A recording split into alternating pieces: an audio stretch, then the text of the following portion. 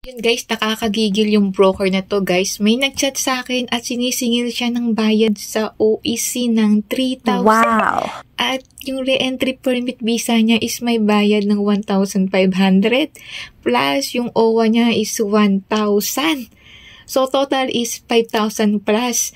Guys, gusto ko lang malaman yung mga nandito sa Taiwan, yung mga hindi nakakaalam, wala pong bayad ang OEC natin. Free po yan guys, at lalong-lalo na yung re-entry permit visa natin. Wala po yung bayad. Ang may bayad lang dito guys, yung verified contract, yung OWA, yan, may mga bayad po yan.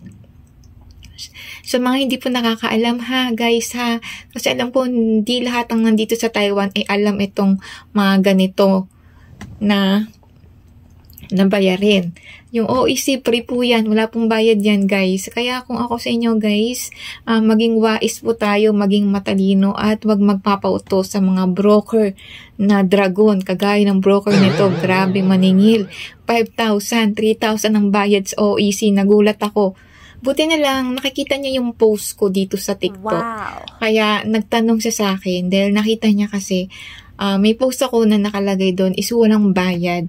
Kung nakikita niyo sa mga post ko dito sa akin TikTok account, yan, para malaman nyo guys, wala po talagang bayad ang OEC.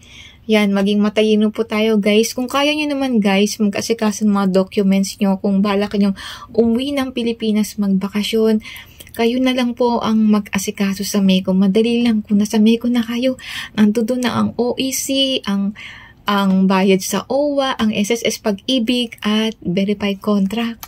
So, yun lang. Ganun lang kasimple. Kung magkukuha kayo ng broker, magbabayad ng ganun 5,000, imagine yung 5,000, laking bagay din yun, guys. Kaya guys, yun lang. Nire-remind ko lang sa inyo guys, maging matalino at maging wais. Para hindi tayo nauuto ng mga ibang broker.